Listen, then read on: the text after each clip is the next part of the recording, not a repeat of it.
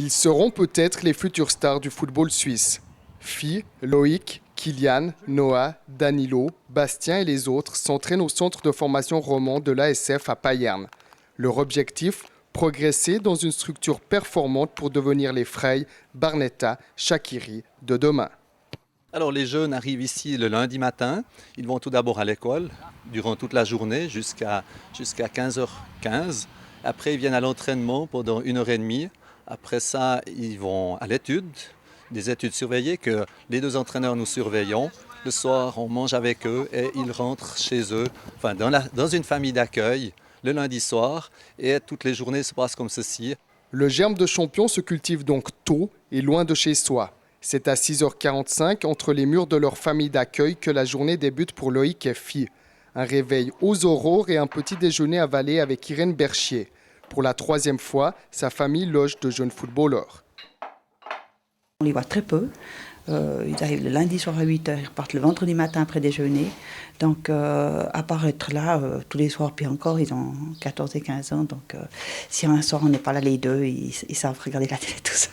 7h30, départ pour l'école. Si Payerne a été sélectionné il y a 13 ans par l'ASF, c'est que la ville a tiré son épingle du jeu. Site proche, soutien politique et volonté scolaire. Il faut l'adhésion du corps enseignant, il faut l'adhésion d'un établissement derrière ce type de projet pour que ça fonctionne réellement. On peut vite mettre des petits grains de sable si on n'est pas attentif. C'est vrai que les politiques locales sont aussi impliquées et Payerne est conscient de l'enjeu que cela représente, que d'avoir ces 18 jeunes au centre de formation. Donc ils ont aussi bien accentué quelques projets liés par exemple à un gazon synthétique sur leur stade. À midi, c'est détente et repas en commun. Des menus concoctés par une diététicienne avec une règle stricte. Tous doivent manger au minimum un légume. Après un retour à l'école en début d'après-midi, direction le terrain. Si Michel Morat et José Herbar donnent chaque jour l'entraînement, leur mission va au-delà. Avec mon collègue, on se nomme plutôt entraîneur-éducateur parce qu'on essaye de leur donner une éducation sportive, pas seulement au niveau des entraînements, mais aussi au niveau du comportement, au niveau du respect de l'autre, du respect du matériel, la façon de vivre aussi, qu'est-ce qu'ils doivent manger, comment ils doivent dormir. En fait, on essaye vraiment de leur donner une éducation sportive. Éducation, mais aussi prévention. Dans le viseur, l'appétit croissant des agents. Ouais, ils sont observés très tôt. On a fait des détections il n'y a pas très longtemps des moins de 14 à Fribourg. Il y a des agents de joueurs, il y a des agents étrangers, il y a des techniciens. Alors il y a deux discours. Je dirais l'agent, c'est no comment. Nous, ça ne nous intéresse pas. On essaye d'en parler avec nos jeunes, avec les parents. Après, c'est eux qui décident. Après, si c'est des techniciens qui viennent prendre des informations pour avoir des avis et tout, là, on rentre en matière et on peut discuter avec eux si ça se fait de façon transparente, en parallèle avec le club. Protégés, encadrés, les jeunes du centre de formation de Payerne sont conscients de leur chance. Pour moi, c'est que du plaisir, c'est vraiment du bonheur d'être là. Déjà, d'avoir été choisi, je ne m'y attendais vraiment pas. Après, c'est vrai qu'au début, il fallait un peu d'adaptation. Mais quand on est vraiment dedans, c'est vraiment que du bonheur, quoi.